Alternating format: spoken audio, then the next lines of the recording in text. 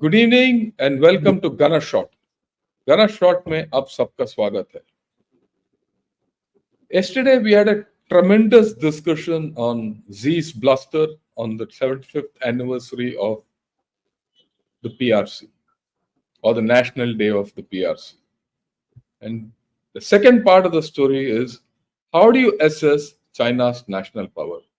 And to do this assessment, I have with me one of the best persons who can do it. That is General Rajiv Narayanan. First, let me welcome him. Rajiv, good evening and welcome to Gana Shot. Pleasure to have you back here. Thank you, sir. Thank you for your kind words. Yes, indeed. And it was really all blustered like you had discussed yesterday. The best part I liked was the rebuttal from the Taiwanese president. They celebrated their 113th anniversary and they said, you cannot be my motherland. ROC is your motherland because you're 75th, we are 113th.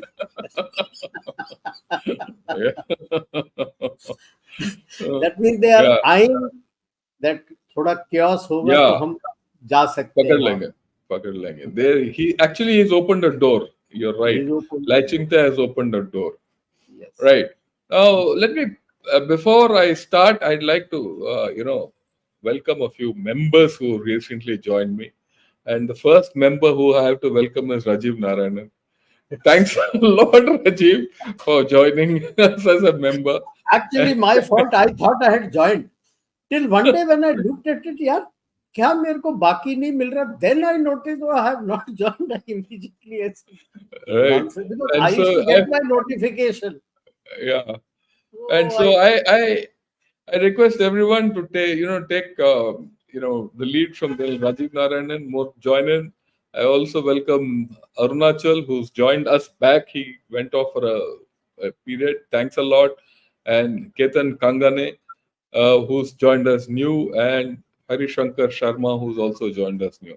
Thanks a lot to all of you. Some members are still there, which I probably have not covered. Vambred, thank you.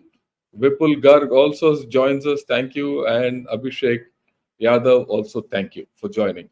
Right. With this, let's get on to our subject proper. Wait a minute. Yeah. What we're going to talk of. Yesterday when we did the discussion, one very interesting thing came up, which the lady Antara Ghoshal Singh said. She says in China, there's a discussion. And the discussion is about, she calls it 5 agreements and 3 disagreements. So what are the 5 agreements? All the 5 agreements in various forms are about there's something wrong with China. Okay.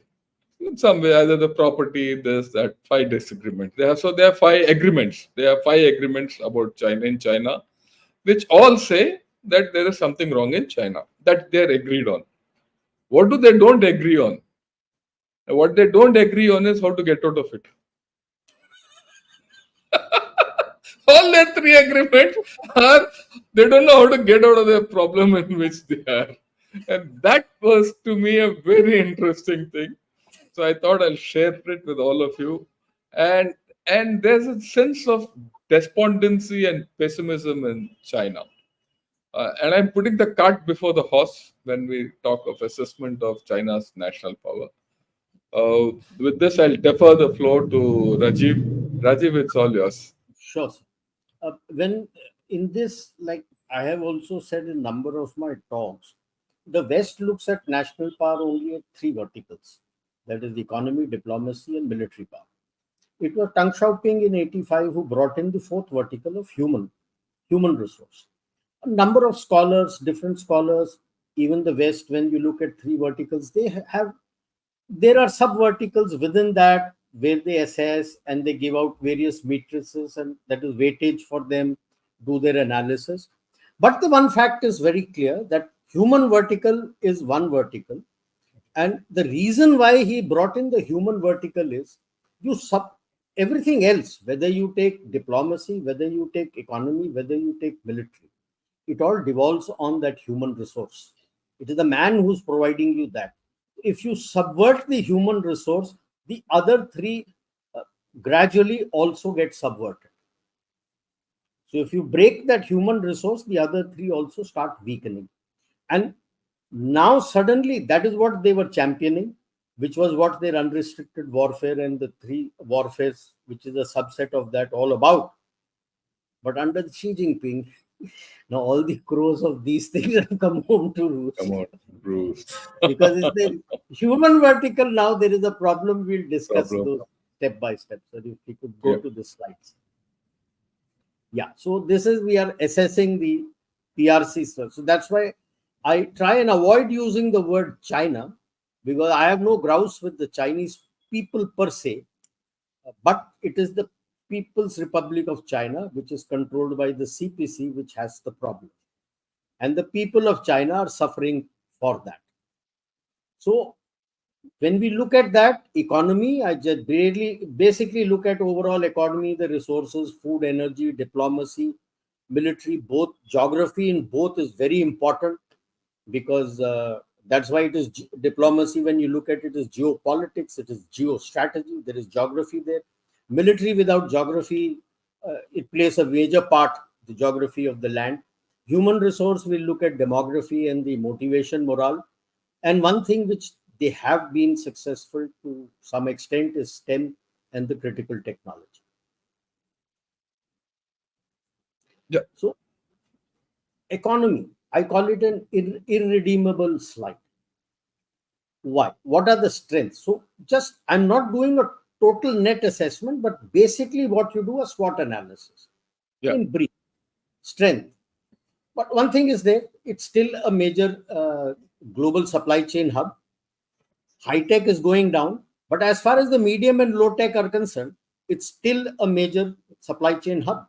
You'll be surprised to know, sir, that the normal zipper that you put on your jackets, your trousers, your suitcases, everywhere, 25 to 30% of the global zippers are made in China. Comes from there. That's why a lot of my talks, when I talk about Indian economy, I keep saying, don't miss the wood for the trees. ठीक है, high tech पे concentrate कर रहे हो. Low and medium tech also has a huge market. That is where he has, and he is also he has major issue is, he has at the moment the control over global rare earth. Almost over 90% of the rare earths found wherever in the world are controlled by the Chinese. They have the controlling stakes there. And he can control that and decide how to give, what not to give. And this is required for your new evolving and emerging technologies, the new technologies, high-tech technologies that you get. People are looking at alternate things out there, but at the moment he has that. Electronic system and subsystems is the major hub for medium and low tech. Apologies for the spelling. And he has made some major inroads into the ASEAN market to balance off the fact that he is not getting much market now in Europe and US. He is making inroads. ASEAN is getting worried about it, but at the moment they have not done much. What are the weaknesses? Excuse me. Pre-COVID, he thought that the global economy is rising and the demands will continue to rise in the US and the West. He went into overdrive and got overcapacity. Now that overcapacity is not delivering him anything and he has an issue. And along with that comes the declining exports to the US and the West. There is increasing food and energy dependencies. Food, like General Shankar, sir, you also have been talking about it, the environment challenge that he has every year.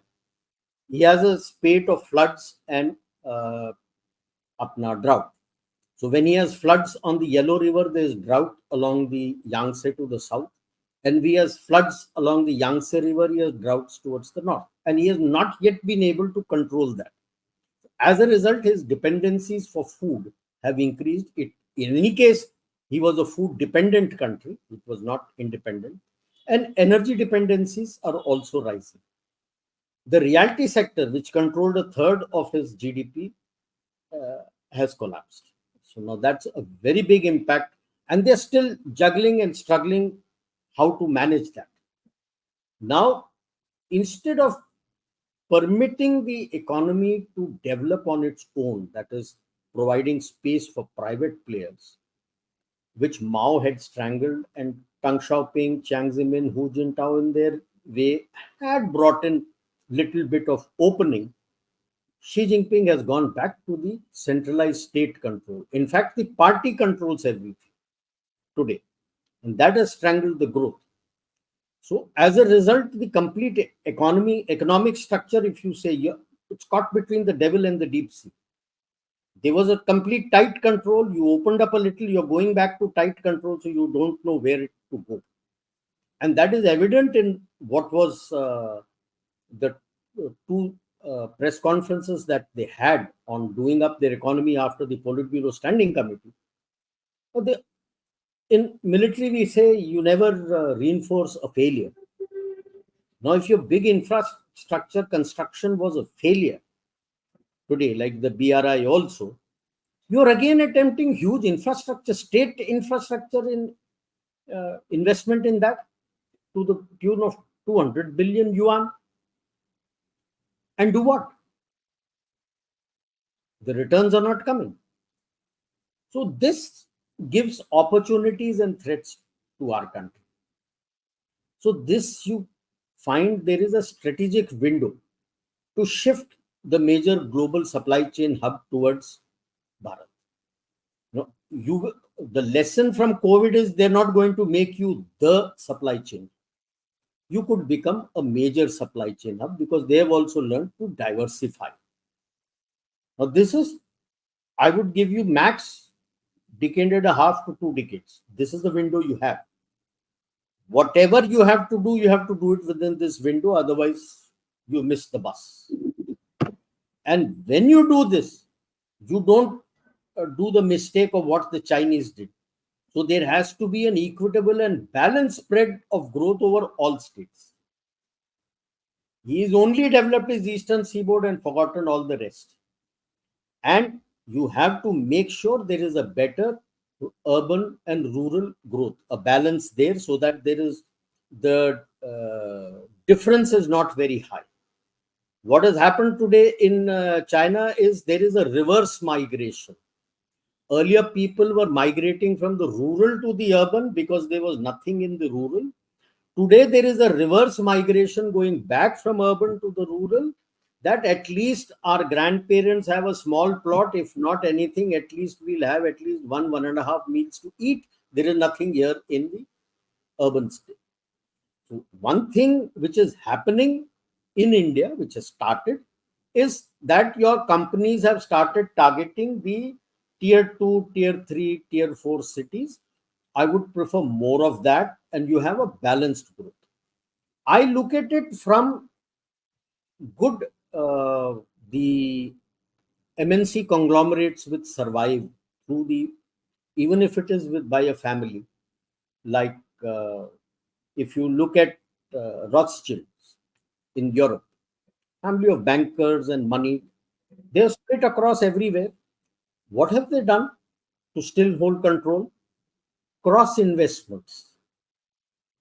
Each branch has cross investment into the other branch. So it's a web of cross investment. You'll never try to cut each other. That is how you need to bring the states together. If I have the main integrating plant in one state, use the neighboring states also to integrate with you as ancillaries, and vice versa. The moment you have this kind of integration, you will find the interstate rivalry going down, and that is better for the country. What are the threats? In the hurry to get better in growth, you might replicate the PRC's follies. You have your internal and external challenges, security challenges. We have spoken about it earlier quite a lot. You have the challenges from the fifth columnists who are in pay of PRC, who will do it. You still have a skewed growth profile. All states are not growing well, and there is a big uh, gap between the rural and urban, and there is today still a lack of institutional support to the MSMEs. Now, you need that because the MSMEs not only provide the economic heft to your high tech, it is also the mother of all your medium and low tech technologies. Like if I take high tech, whatever high tech I might make, the technology may be high. I need my nuts, bolts, and various other things to put it in place, which comes from the MSMEs and the medium and low tech. So we have to be very careful of these. While Yeah, I just want to highlight what you said. In our hurry to grow, the very important point that we shouldn't replicate PRC. The thing is that many people start comparing India with China, within India and outside China. And then you want to say, oh, he has done so much, we have not done so much. Right? And people from outside want you to do what China has done. And that is disaster for us. If we do what China has done, it is complete disaster. Remember, I just हाँ, yeah, नहीं नहीं go आप ahead, go बोलो ahead. उसके बाद. We must remember China grew with a lot of tailwinds behind it, right? The moment headwinds are hitting it, it is falling. We have always grown it with headwinds. That's why our growth has been slow. It is better to remain that way than to assume the tailwinds of China and then regret later. Yeah, One example about the lack of institutional support for MSMEs. Your APIs are coming from China. China. API is an MSME. The raw material goes from there, by the way, from here. Quite a lot of a sizable chunk of raw material for our APIs goes from here. If the raw material is available, if there was institutional support for MSMEs, your APIs would have been made in India. A lot of so there are plenty of such things which, if the MSMEs are given that environment and the hand holding and the support, you will find that a lot of things you will be able to bring it. Your dependency on China will reduce. Yeah, there's one You're question only which has come, uh, on this business of, let me put it because I want to, there's a thing which all these wrong notions, you might as well clarify it now. If the global headwinds become tailwinds, can India replicate 10 to 15% growth that China had managed in the 90s and 2000s? Why and why not? Look, it's not a matter of headwinds becoming tailwinds and you manage 15% growth. You can't handle 15% growth. Democracies are not designed for 15% growth. Okay, you'll have strikes, you'll have this, you'll have that, you'll have floods, you'll have tu मैं मैं, you'll have elections. वो सब China में नहीं होता. China में that chap says you have to grow at this rate, you grow at that rate. Here it doesn't happen. So first and foremost, it should not happen that way, because then if you propel yourself in that direction, without, there'll be huge social problems and environmental problems. In our country, it is good that we debate on a few environmental issues, as take long time as and grow slower. we are growing at 7 to 8% growth rate annually, people should be happy. Happy. You Yeah, are going up and you will go up. And I would also stick my neck out and add that what you have asked for of becoming tailwinds is hypothetical. It will never be tailwinds for India. yeah. No one will allow you to grow that way. Know that it will never be tailwinds because we've always said strategic autonomy. So it will never be tailwinds.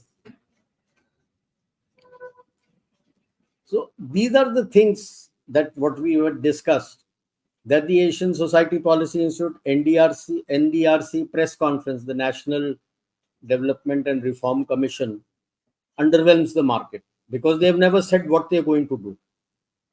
And one of their top economists has said you require 1.4 trillion injection for recovery, which they are hesitating. They don't want to do. So the double 100 billion yuan investment, it's big budget. a big infrastructure. What is this infrastructure? They have not said. Which is the investment plan? And they have said they will give it from the 2025 budget. That will come after March 2025. So what happens in this intervening period from now to March? So, like I said, reinforcing failure. BRI, there's no returns. And add that to the declining export order and collapsing industry. Then what do you do? Yeah, there's another major issue in this I want to add is that look, in China, the communists will never give stimulus where money goes into the hands of the people. If money goes into the hands of the people and they become well off, they will start showing eyes towards the Communist Party. And there the control goes. One of the reasons why Xi Jinping went back to his Mao antics and everything was as people became better off, richer, and well to do, the Communist Party of China was losing control over the country. If you analyze China as a whole, it is a rich state with poor people. That if that changes, the Communist Party of China will go out of power. And that is not acceptable to Xi Jinping and his cohorts. That I think is very common of all communist countries. That the All communist countries, state is rich and the people are poor. poor. Then you come to diplomacy. It's the bane of the forked tongue. They always speak with a forked tongue, meaning whatever he says has two meanings. But they still have some strengths. The basic strength is there is a strategic continuum of their policies. They have, at one time, they have identified for the growth of China and for the rejuvenation, this is how the diplomacy will be done. That policy is followed. It doesn't change, unlike in a democratic country when another party comes to power at the center, the policies change. There is a total, under Xi Jinping now, there is a totally centralized decision making. And they are working toward, all the policies were working towards achieving the China dream, the Tianxia. And they had a big convergence of diplomacy and geoeconomics, where diplomatically they would squeeze the country to abide by their diplomatic policies. What's the weakness? Post Wuhan, they went into overdrive of wolf diplomacy, trying to become very aggressive. That blowback has started. Then is slowly, when people started seeing, because when China executes any project, only 5 to 7% is local. Rest everything he brings as labor. The Chinese come from mainland China, the materials come. When they have interacted with the people, or rather the people have interacted with the Chinese, they found a very condescending attitude of the Chinese against them. The respect was not there. And that is where this gained traction of the concept of the vassals, allied barbarians, and barbarians. And you have books written on that, which brings it out as their view of the world. And the depth diplomacy used in BRI, where they squeezed out the nations completely. And they were poor nations, LDCs, who fell for the trap. So there has become a big loss of trust in the manner in which Djibouti was squeezed, Vadar is taken over, and especially Hambantota, Kyaphu. Now, that has led to a big lack of trust for the Chinese. So, what are the opportunities? You are becoming the voice of global South, but I would tread cautiously. Vishwabandhu, global friend, try to be, I have said Bahukshetriya Bandhu first, means multi-region. Means in your extended neighborhood, उसको पहले देख लो, उनके दोस्त बन जाओ. Don't step off towards the globe, because our to stand with them and to be with them, they will look up towards you for help, and a lot of times is financial help, like the manner in which you are holding Sri Lanka's hand and given something now to the Maldives when he has come begging and begging, apologizing and everything. So your basket is also limited. You don't have that much deep as what China used to have. So that is why I'm saying, यार विश्व बाद में देखो, पहले अपने immediate neighborhood, extended neighborhood, that's why I've said बहुत क्षेत्रीय, and re-energize your ancient cultural and trade links with the extended neighborhood, which is an ongoing process. That is the big opportunity, because in this region around you, Indian Ocean littorals and everything, uh, China is facing a pushback, and there is a type of a void that the West is also not that much present out there. So that is the void that you can make use of. Threats, always the delivery. Many a slip between the cup and the lip. And the most famous Kaladan project is still ongoing. Just Sitwe ko jana. The In fact, most important, all our neighbors feel that India promises, but can't deliver. most of the time it can't deliver. Then there is a still, while it has improved a bit, but there is a lack of vision for military diplomacy. Military diplomacy makes a major case in our extended neighborhood, and we still are struggling forward with it. Yes, our sales and all have started, but are we using it intelligently? So the military diplomacy factor has to come in, and it needs to become part of the syllabus in the Lal Bahadur Shastri Academy and in the Foreign Service Institute, where the foreign service officers are taught. They are not yet taught military diplomacy. They speak about it now more and more, but they are not taught about it. The immediate neighborhood itself is a opportunity as well as a threat, because they are collapsing. Their economies are collapsing. And where will they run to? Like take Bangladesh today. Three sides is India. Small land corridor about 80-90 kilometers is Myanmar. Rest is Bay of Bengal. If they collapse, where will the people run? So these are the kind of threats you have to be aware of and plan and see what can be done.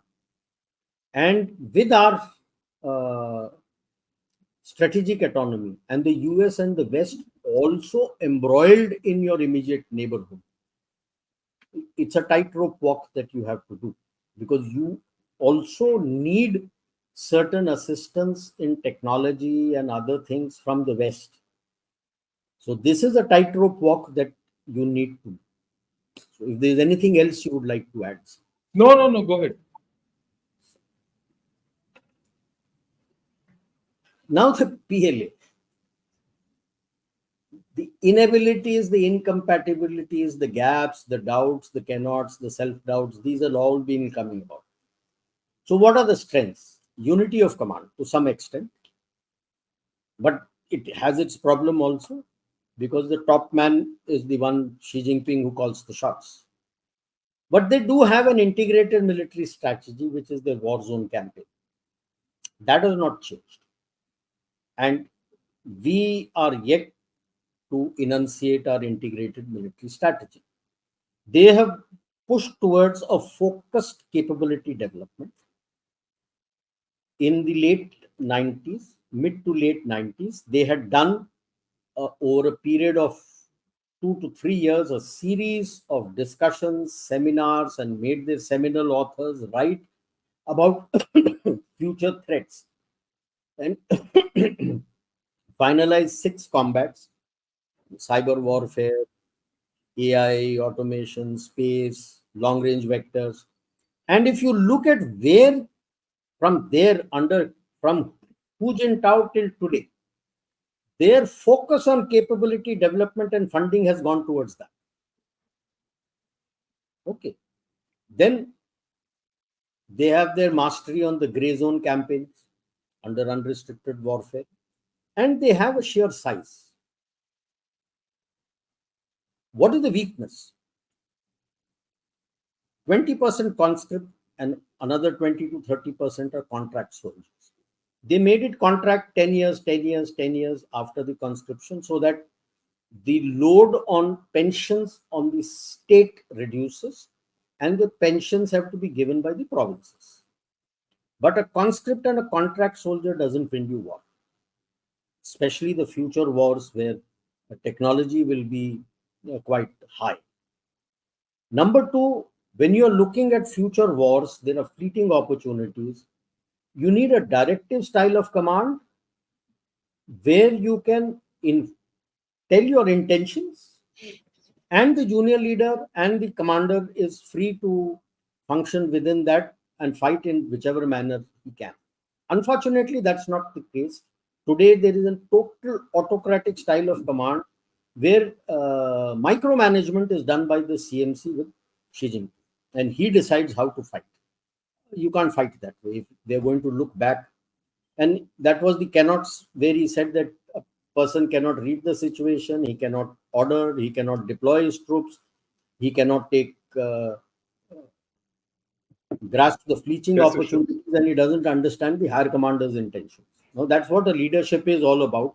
But you have killed it by the autocratic style of command. Mao was autocratic. You had about 2-3 decades where you could do something. Now, suddenly, you've gone back to autocratic. So, how do you fight? Size is fine, but if you don't have trained troops behind that platform, size is of no value. I may have 8,000 aircrafts, but if I don't have trained pilots and trainers to train the pilots, what will I do with those 8,000 aircrafts when I don't have trained pilots? Then there is a big lack of morale.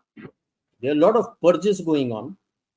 And now, the latest which has happened, we all know that Tai Chi and Wang Huning and Li Qiang and Mao's wife Peng Liyuan had taken control as a new gang of four within the party. Chang Yuzhia has started taking control of the PLA and cutting out Xi Jinping completely. Now, the major changes that have taken place, I'll just read out certain names. There was one person for 12 years, he has been in the CMC, like Tai Chi has been in the general office of the party. Zhong Shaojun has been in the general office and the chairman's office for 12 years. He was a civilian actually, who was brought in here by Xi Jinping. He's been kicked out from there and he's been sent to the military school to train officers and men. He's been removed from there. And he's been replaced by a Lieutenant General, Fang Yongjiang, who is ex-political commissar with the Southern Theatre Command. He has been moved here. This man is Chang Yuzhia's man. Next, the director of reform, Qin Shengxiang, again a Xi Jinping man. When I say Xi Jinping man, means they were from Fujian. Like you had the Zhejiang faction, there is the Fujian faction also in the Politburo. These two boys were from Fujian. He's been placed under investigation. He was there, then he had moved as the political commissar of the Navy. He retired last year, now he's been placed under investigation. The third one is somebody who was part of the CDCI, the Discipline and Investigation Commission, Chen Guoqiang. He has been moved to the technical school to train recruits. He is the one who oversaw all these purchases. I think Chang Yuzhia is hitting back at Xi, especially for Li Shangfu. Li Shangfu has been Chang Yuzhia's boy, and he has taken him all over wherever he has gone. And Chang Yuzhia and Hu Weidong, who's the other vice chairman, have a lot of standing in the PMC. PLA. Okay. Around July, August, we had found the two theatre commanders who were moved out. The central theatre commander has not yet been nominated, who's been moved out. The northern theatre commander who's been removed, and the new theatre commander was placed there. The another old northern theatre commander who was there before the Wang Qiang, who was there, who has been removed now, was actually removed by Xi Jinping and placed as the PLA ground force commander. And that chap was Chang Yujia's boy. So now what has happened is Chang Yujia, the political commissar who's been placed in Central Theatre Command, which is responsible for the defense of Beijing, is Chang Yujia's chap. So you have Northern, Central, and Southern, three, who are now Chang Yujia's chaps. Eastern Theatre is still with the person there is still Xi Jinping's man. Western Theatre Command, as per the chatter I'm hearing, they're saying it's NFA. The kind of problems that Xi Jinping has created with India, that chap will have no role to play as far as Beijing is concerned. He can't move any troops. Everything is deployed against us. He had two group armies, one group army already deployed on the LAC, the three brigades of Tibet military district deployed. Out of the four divisions that were there, two divisions in Urumqi running the re-education camps, two divisions deployed in eastern Ladakh. He had nothing left to do anything in Beijing. So Xi Jinping is left only with the Eastern Theatre Commander, who is well away from there.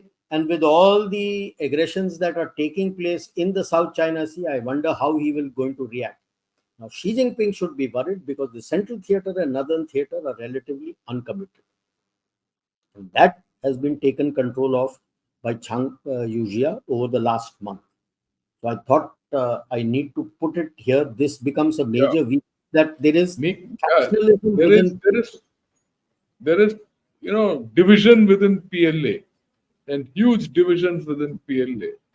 So when 2 months back we said, is Xi Jinping being sidelined and all that, it's coming true now. It's coming. It's coming true that he is being sidelined. His power is being cut off.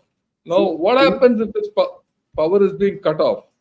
He will be cut off. Even politically, he will be undercut. Yes. The interrelationship between the PLA and the CMC and the Politburo and the CCP is something one has to understand in this entire construct. If the PLA and the CMC don't toe the party line, then Mr. Xi Jinping is in big problems. And this has been the case with China always. And every time, say, Deng Xiaoping, even after Deng Xiaoping retired, he remained CMC chairman and controlled his Jiang Zemin through the PLA. Same thing Jiang Zemin did later when he had to control Hu Jintao. Abhi tak, whatever Xi Jinping has done, he is shot over everyone because he was controlling both. Now we see that his control over CMC is not that big, that strong. In Politburo, please. In Politburo, there are two factions. There were total of 7 factions in the Politburo, out of which the military-industrial complex faction led by Li Shangfu was supported by Chang Yujia. Li Shangfu has been sidelined. Now what we see is Zhejiang and Fujian faction, that is about 7 members. And add one more, Wang Huning, there are 8.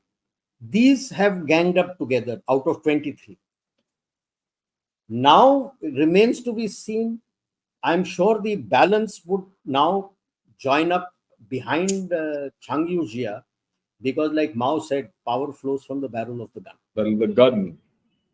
And if the gun is with Chang Yujia and Hu Wedong, I don't think the Politburo or the CPC will be able to do much. Yeah. So there's another point I wanted to bring out. You see, Narayanan very clearly said size matters, the last point of strength, modern equipment, very clear procurement line, all that. But there is a weakness in that also. The weakness is that you get the best of equipment and you're using conscript to handle them. That's what You I can't mentioned, sir. get, Size yeah, versus trained troops. The yeah, weakness. weakness. The bigger problem is that this costly equipment, if it goes bad, you will have to replace it. Does China have the economic wherewithal to replace it and retain this kind of equipment over a period of time is a big question which one has to ask everyone today. Because you have old equipment, you've taken it out. Old equipment is easy to maintain, cheap to hold. But new equipment now is very costly, it's delicate, it's fragile, it's not battle tested, right? And the replacements and repair is costly. So the costs for the PLA as days go by will become very heavy. And my guess is that they'll not be able to afford it with the given the state of their economy. You're very right. So, in this, what opportunities you have? Like I said before, max 2 decades is your opportunity.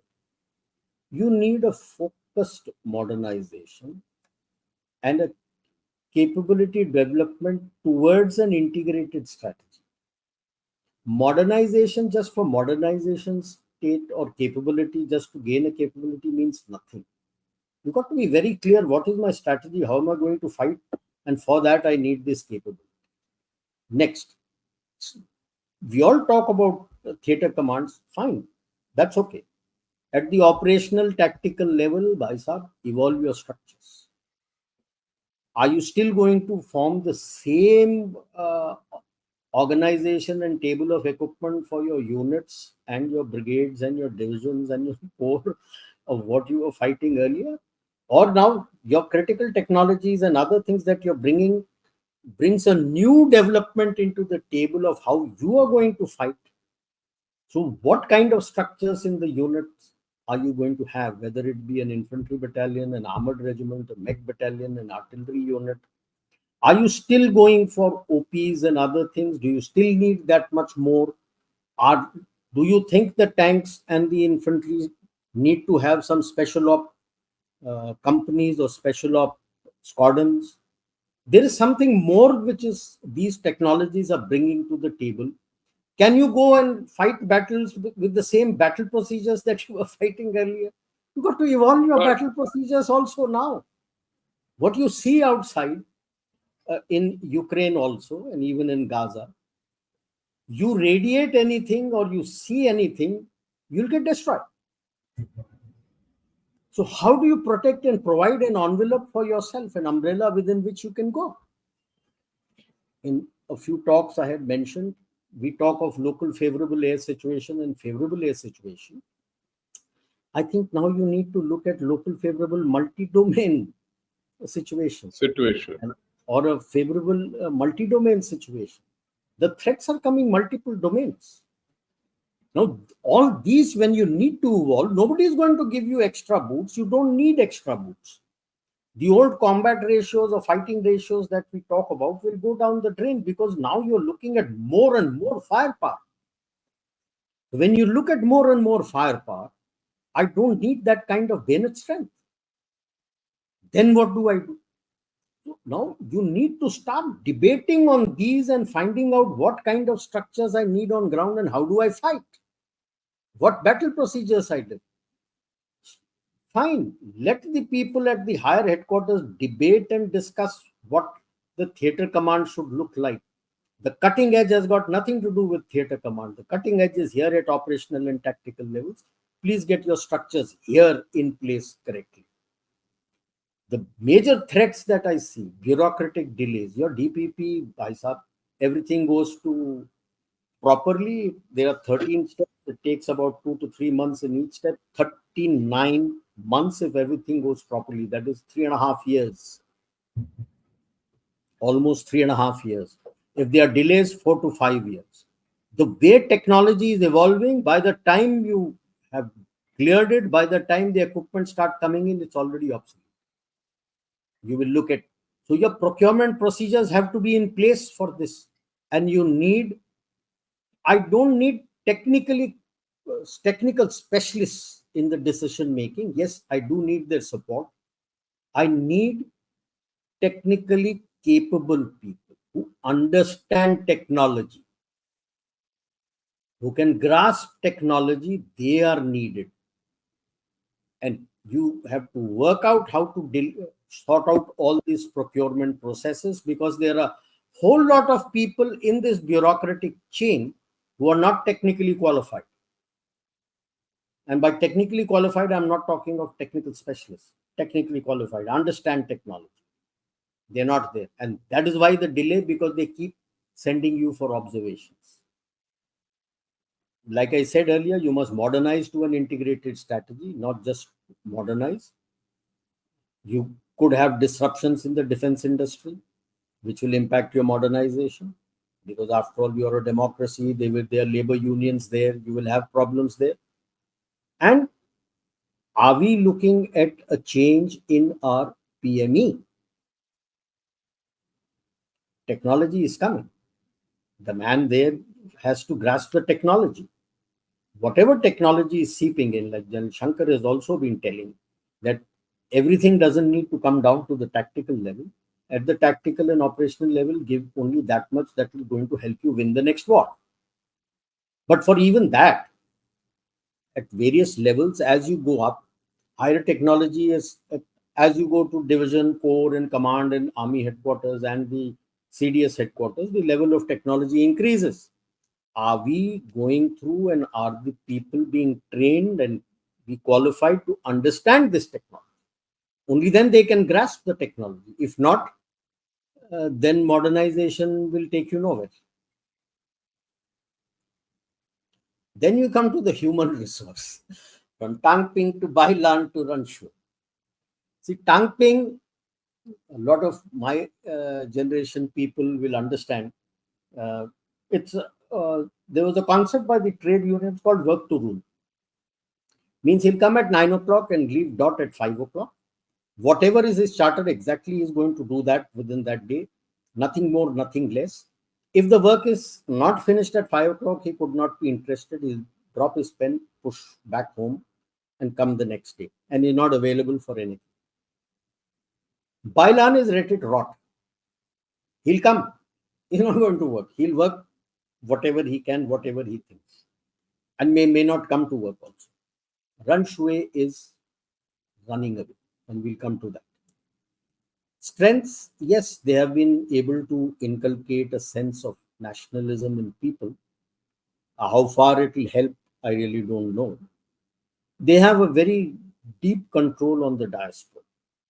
Their MSS is all over on the globe, where they have their diaspora, and they have their policing units also placed out there undercover, and they control the diaspora. Now they threaten them also. Like latest is 3 of the leading scientists from USA are going back to China.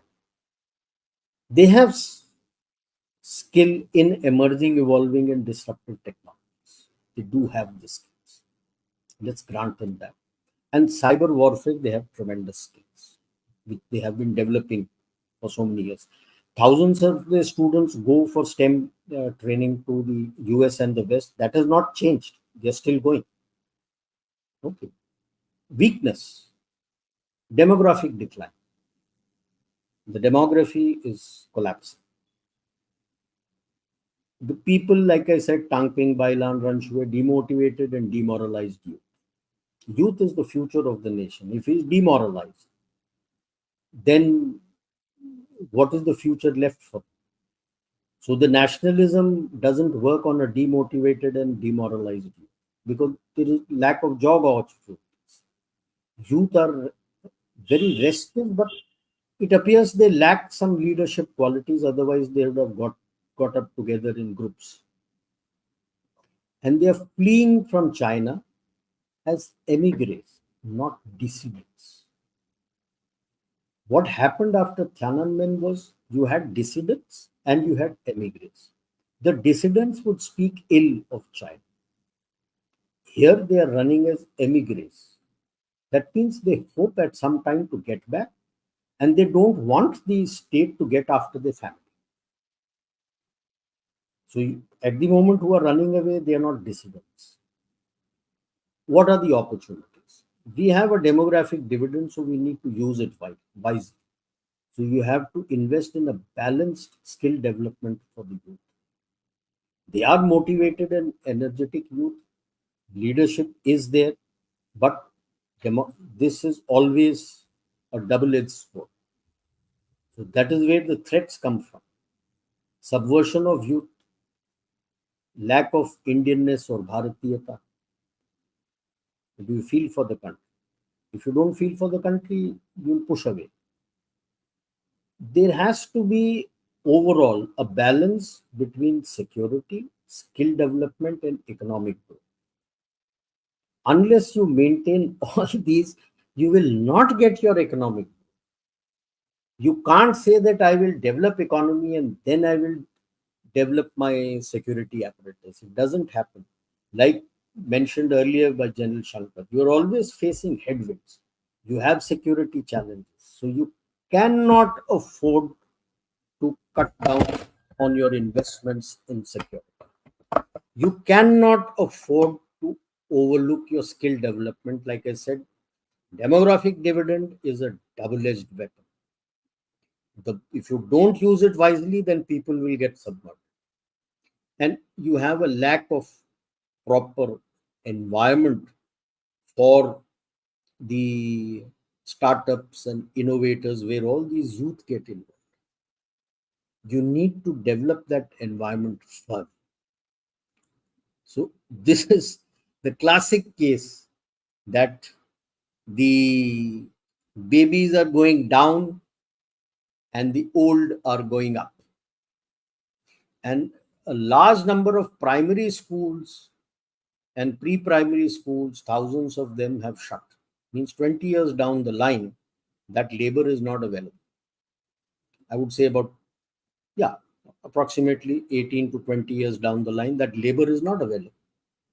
And most of these are getting converted to health service, Nursing homes.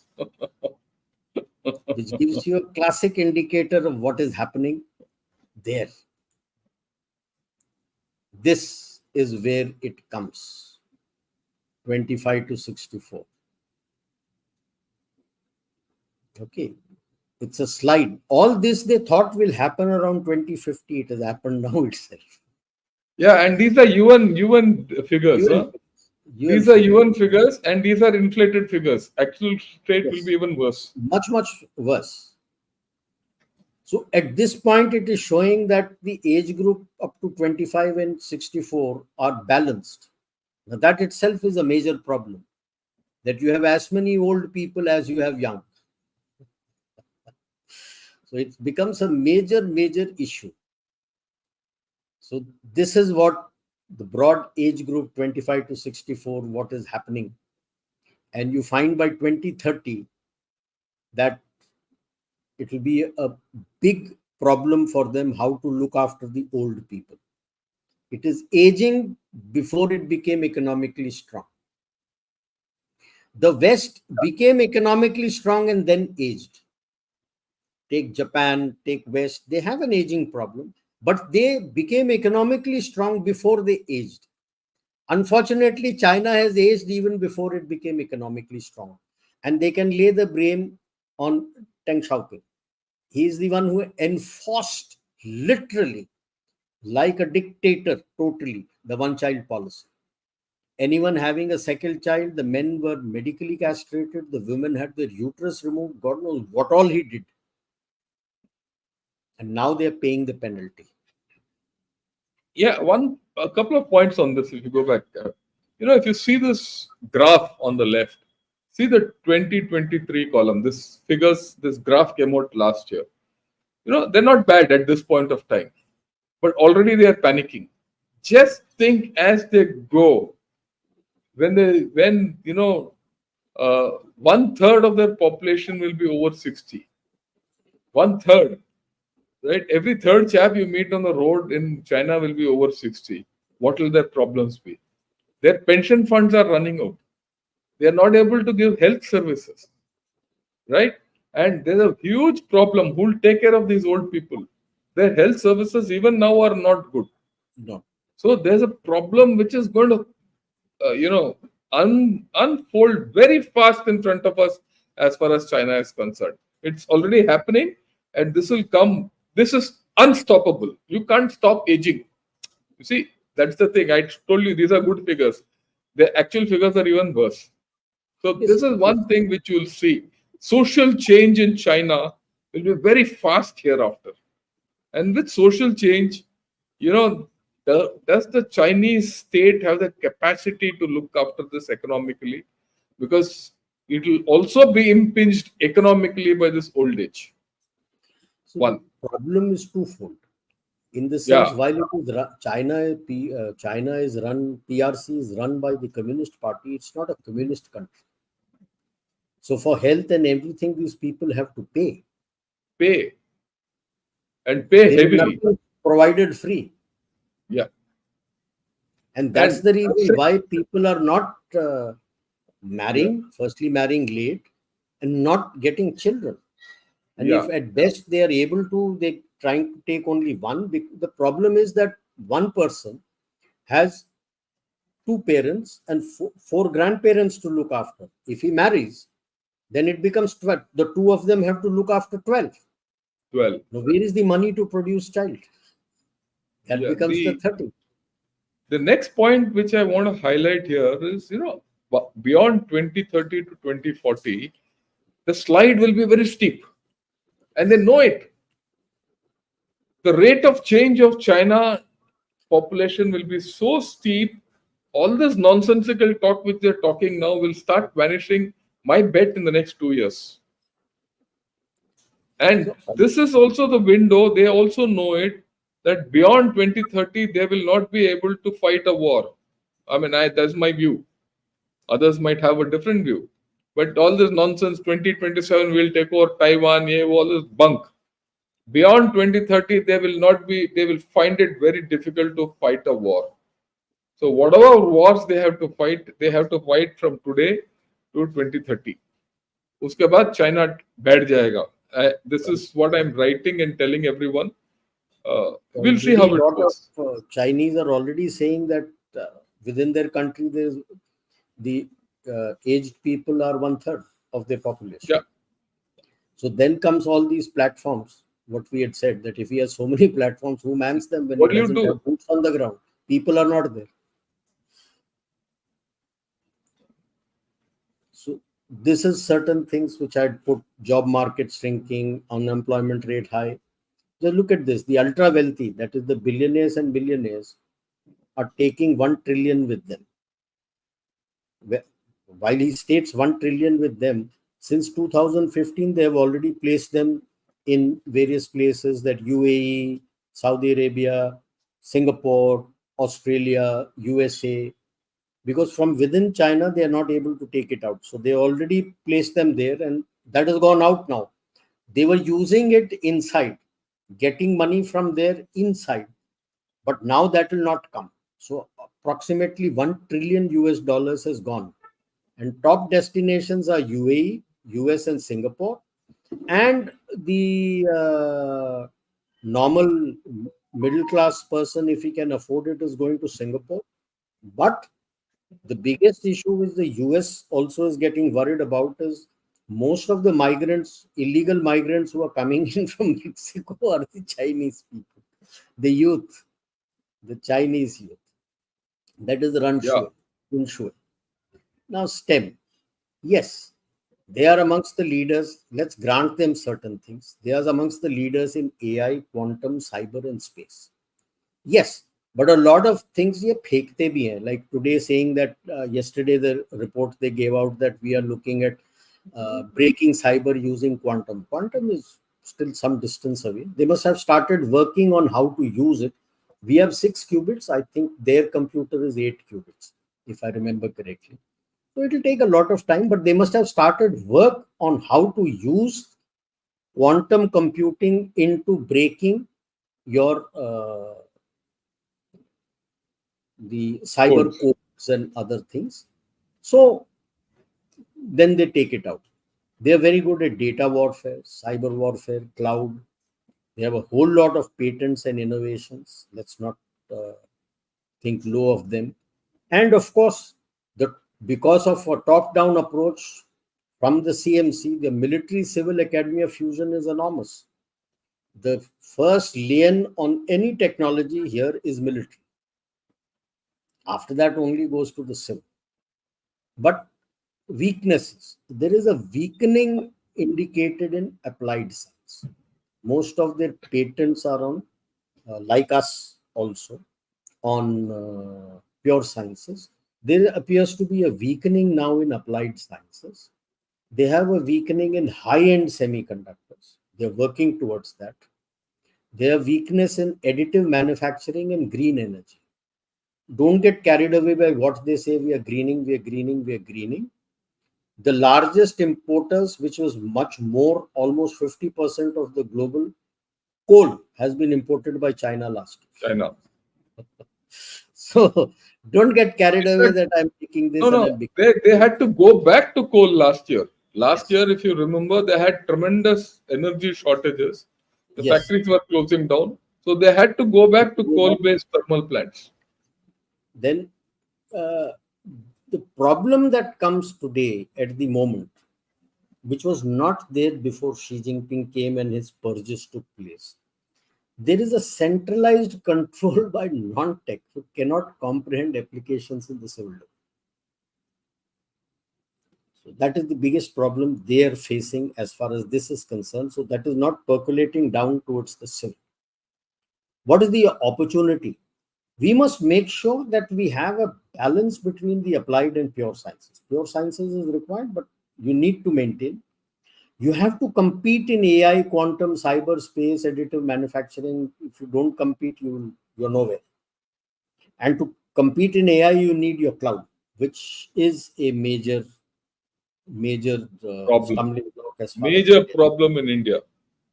That is the threat, the lack of data centers. So data security becomes a big challenge. Generalists in the decision making hierarchy.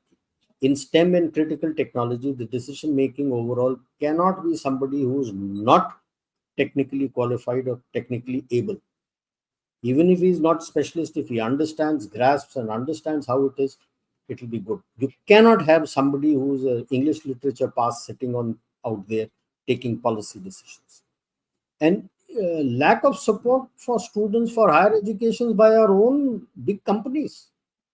They donate so much of money to the Ivy League abroad. Why can't you give it here? Why are you expecting everywhere that the state will give? Why? Identify and you start giving money out there and support your students. See, the problem is, it is not that you don't have good students.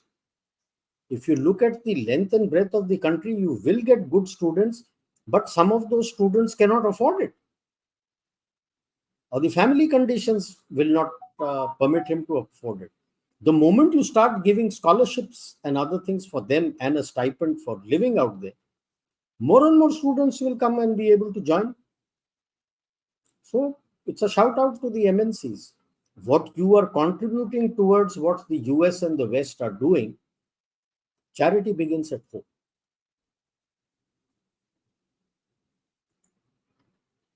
See, this is a figure of 2023, 22-23. 4.7 million and we have 2.6 million. Are we utilizing this properly? Or are we providing them an environment where he is free and he gets his funds and is able to concentrate and everything? Does he get that kind of support? Or is he all going towards the US and West where they get this kind of environment? And this environment is provided for by the money funding that comes not just from the state, but from all their big MNCs. That is what I am after. If you don't only look at state, MNCs should also start doing these things, our own MNCs.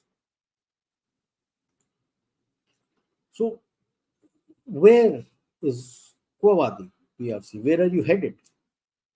Economy is a steep decline, and there is no clear grasp as yet that has emerged from the two press conferences what is the strategy for recovery? There is a gradual isolation diplomatically because of loss of trust. PLA presently at its weakest, lack of faith in itself and low morale, demoralized youth and declining. They are struggling to gain high-end tech to stay relevant in future. Their inner party struggles, inner PLA struggles, and restive youth not good for CPC's control on China. Will it strike out or will it implode due to its entropical challenges? Whichever way it goes, there is going to be a disruption in the global supply chain. Are we prepared for that? Because our dependencies are also there. So what do I see? A PRC collapse is a very likely scenario.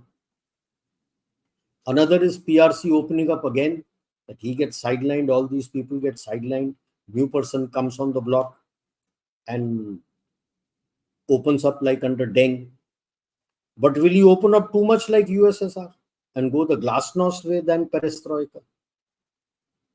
Perestroika is restructuring your economy. Glasnost is opening up.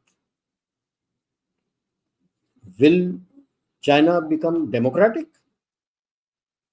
Or the person who replaces Xi Jinping is more ruthless than him in controlling? Really don't know.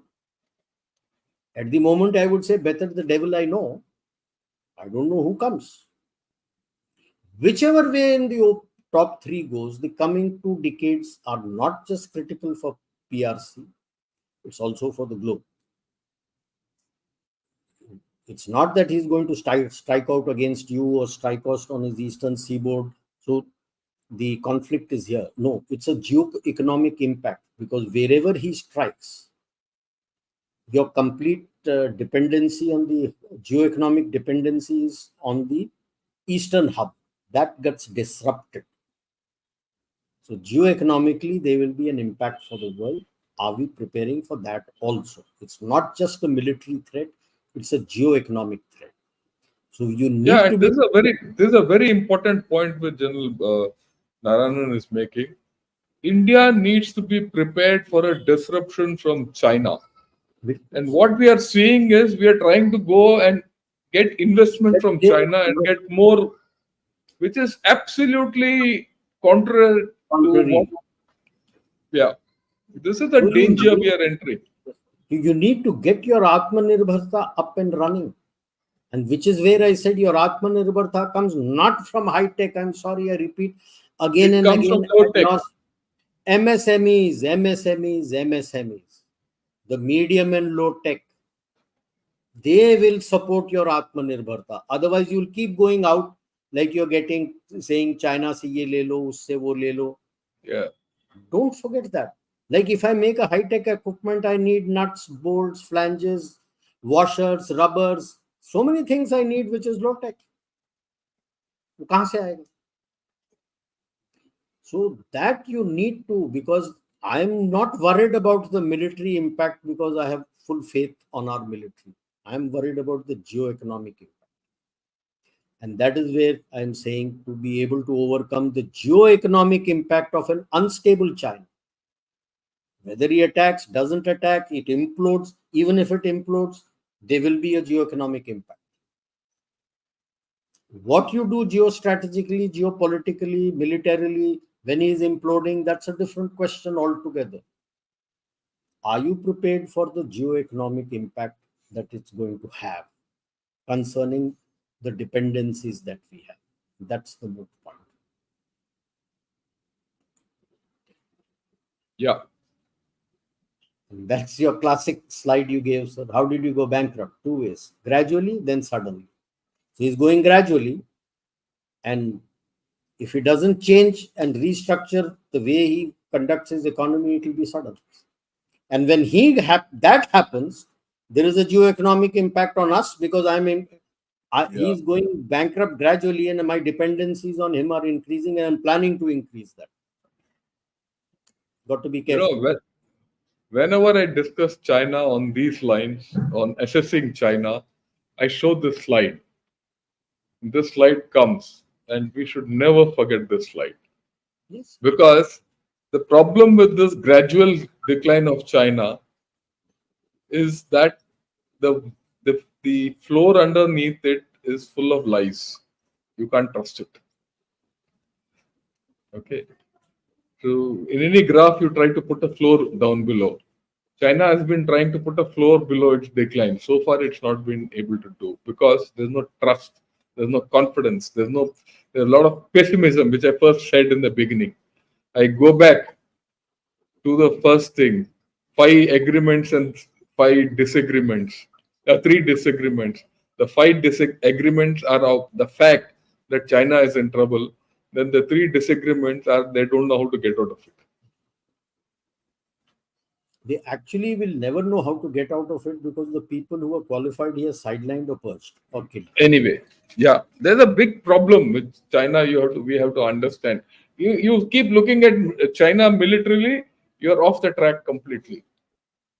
The bigger problem, I repeat again, sir, is the geo-economic impact it's going to have. Yes, no, I You've have got no to doubt about it. work towards reducing your dependencies. Yeah, That was all, sir. yeah. Thanks a lot. I thought that was a fantastic session.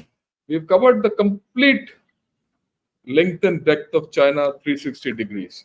So we'll take some questions and Sure. then we'll, right. This is from Dushyant. General Dushyant, if you're willing to come and talk, please put on your camera. We'll get you in. Yeah, we'll get him in. Yeah, I ask you a question now. This is as बिल्कुल, I Director General entirely clause. agree with you. That's why I said, sir, अगर हमें बनना है तो क्षेत्रीय बंधु बनो. संसार की बाद में सोचो. पहले अपने घर, अपना इलाका जो इमीडिएट नेबरहुड है, एक्सटेंडेड नेबरहुड है, पहले उसको सॉर्ट आउट कर लो. There is so Yes, sir. much of threat coming from your immediate neighborhood itself. तो विश्व बंधु होता रहेगा. That is where I just want to add to your argument that possibly if we had kept on saying that we are Vishwa Gurus, that would have been a better way than telling Vishwa Bandhu. And the reason for that is we are going to cover it tomorrow. I have a logic for it. Yeah, We will do it Vishwabandhu. tomorrow Yeah, we'll do it. No, I understand. Yeah. with a little You see, with a little to the twist tomorrow as I to would what say is अभी actually अब तक Vishwa Guru. हमारा समय नहीं आया है to say I am a विश्व गुरु. एक बार हमारा मैं टाइम अपने है. इलाके को ठीक कर लूं, उनका बंधु बन जाऊं, फिर मैं कह सकता हूं मैं विश्व गुरु. Implementation is a different take. Correct. Correct.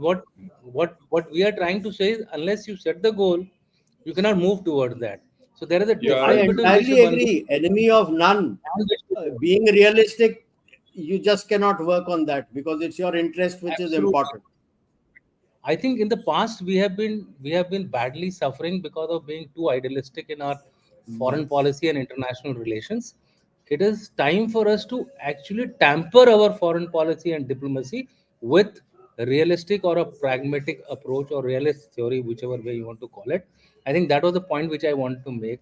तो बिल्कुल बिल्कुल सही. I Rest of entirely the agree with you. I entirely yeah, agree with you. and rest of the things I was doing some kind of a help to all yeah, of you, teaching you yeah. You're Because doing the it is batting. targeted for defense, domestic consumption. He is saying you require 1.4 trillion to be invested within China.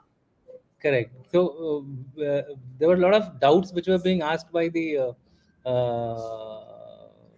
so-called our participants. So I was trying to resolve these doubts about these Yeah, it people. is 1.4 trillion in within China, not Yeah, this 200 billion yuan. 1.4 correct, trillion within China, they are saying. correct. So that is what I Hello. was trying.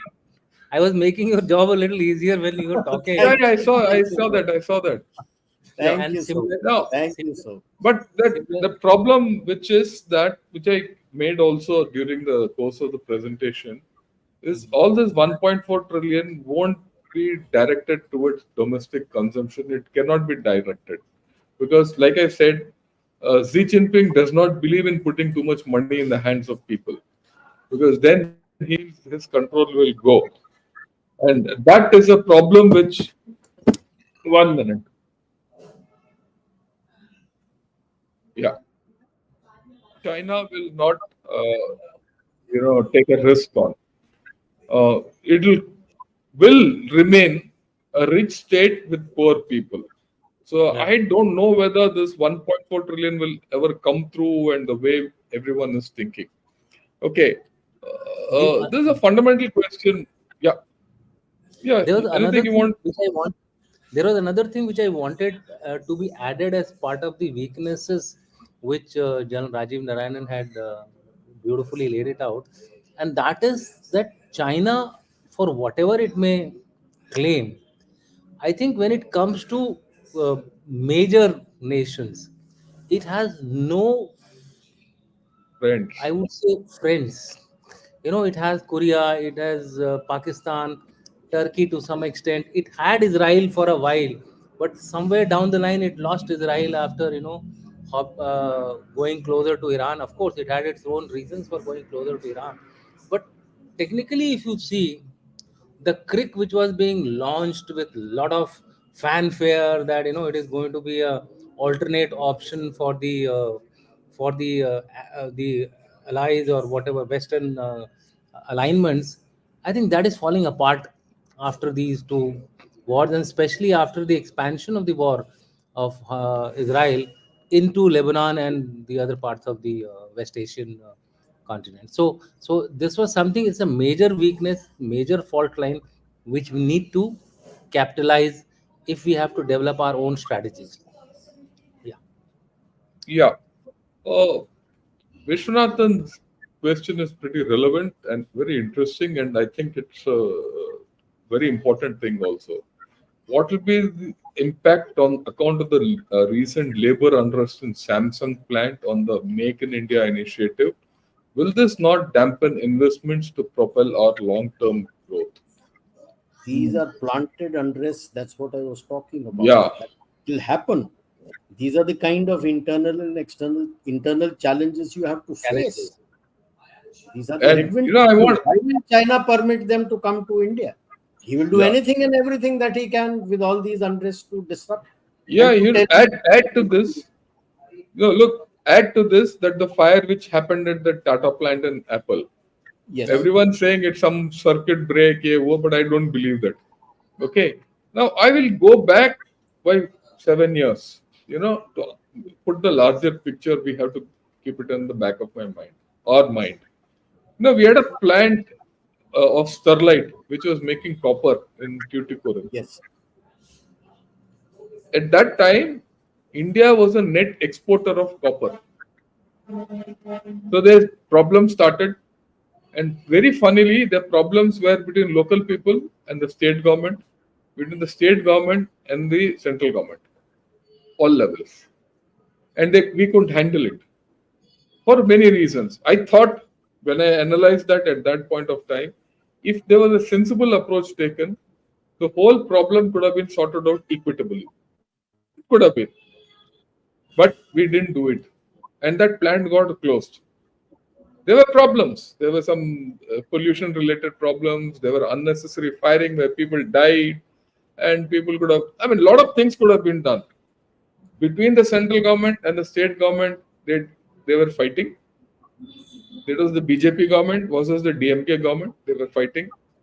Between the government and the locals were fighting because that was internal politics between DMK and AIDMK to that level. Or I think it was the AIDMK government at that point of time, just after Jayalalitha died. And the government and the locals were being supported by DMK and instigated from others. It became a Hindu Christian kind of a divide also. I'm telling you how things happen. And that plant got closed, and India started importing copper. And from where? China. China. It's These like We, the things you iPhone. have to be aware will be done. It's like the iPhone smelling curry. हाँ, Yeah. हमारा problem है, ये हमारा government का problem है ये, right?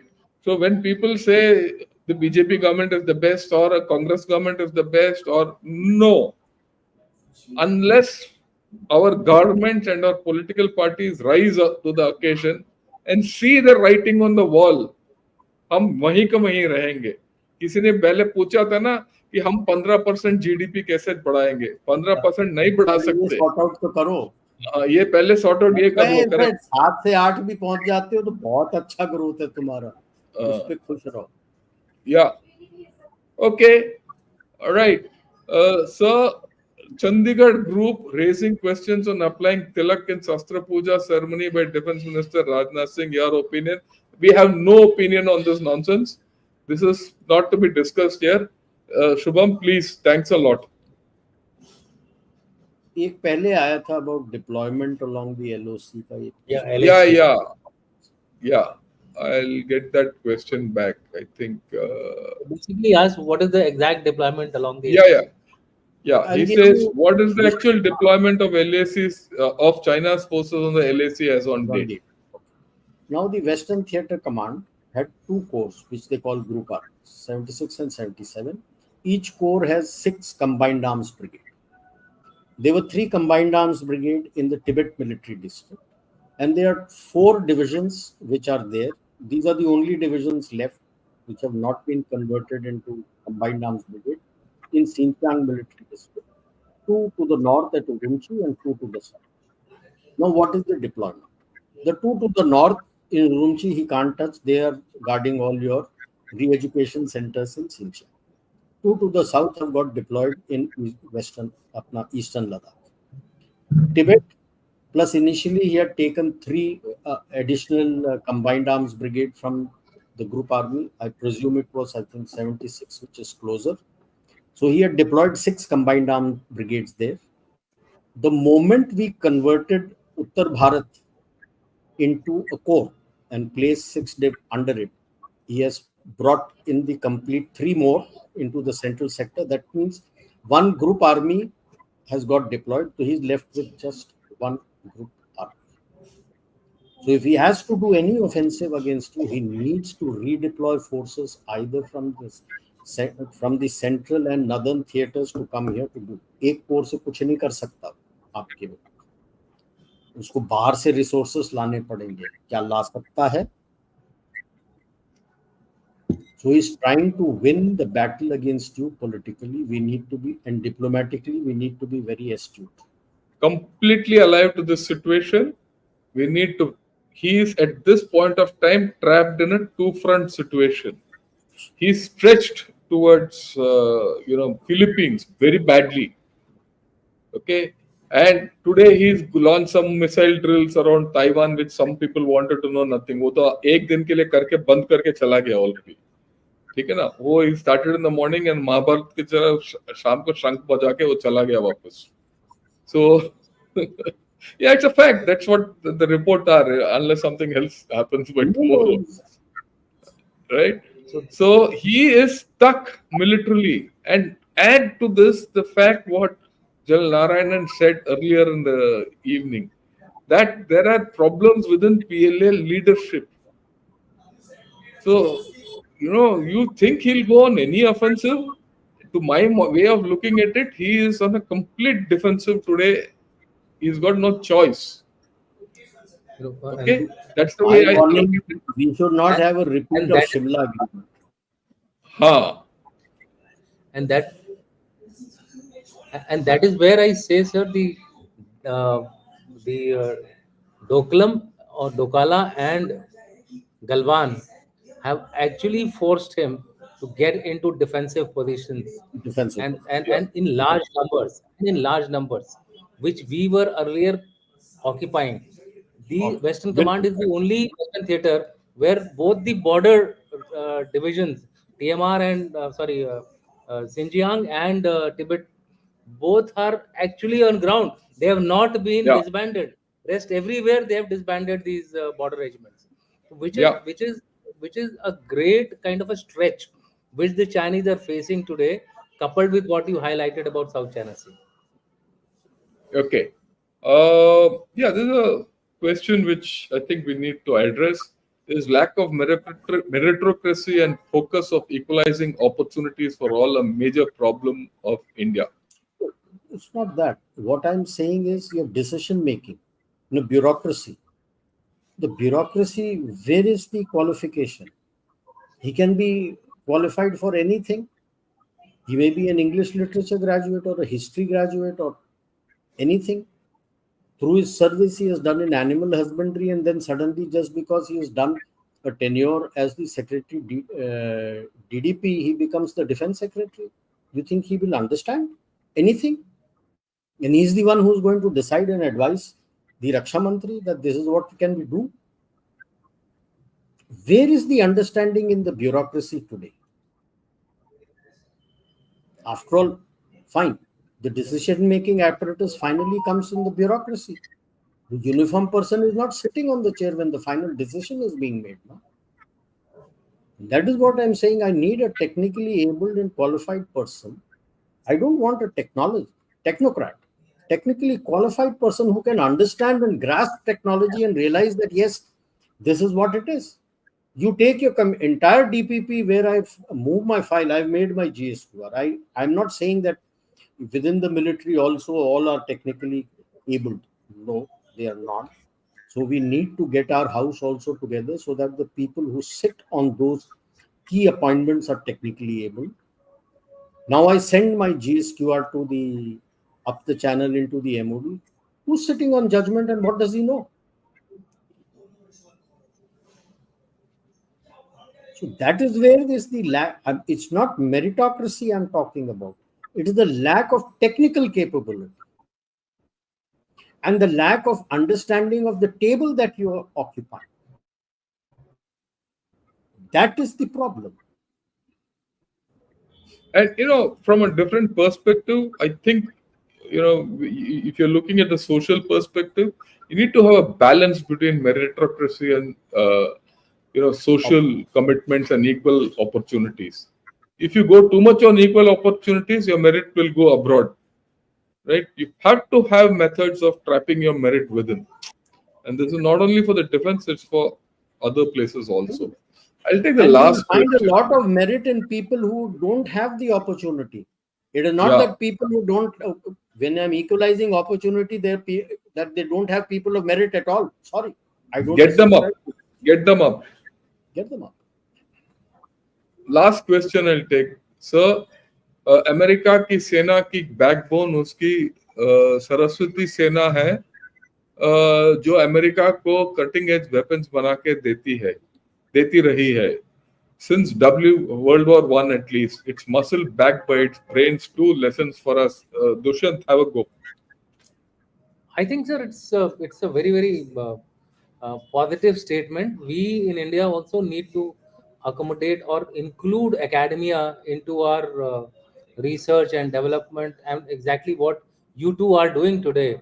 That you are actually you have actually contributed towards IIT getting its focus right towards defense and related technologies. Today, I think whatever you both are doing is going to contribute in a big way in ensuring that the academia of ours, the IITs, which were actually just producing talent, which was being siphoned off by NASA and other people, is now going to work for India. Whether it is in the aviation sector, whether it is in the rocket technology, whether it is in guns, whether it is in missiles, I think it's high time we include the academia, we include the user, and we also include the manufacturers, that is the private sector, and get them all three together to work towards a better capable defense forces in India. Fully agree with his statement. Yeah, बिल्कुल. Yeah. There's much to learn from the way the Americans have Yeah. orchestrated it. Hey, it's not only Americans. I'll put it. Even the Chinese have done the same thing. There's no Yes. harm in learning from them. The way they have used their own talent to develop a lot of their own industry and a lot of their own STEM resources, I think we need to learn from both these countries.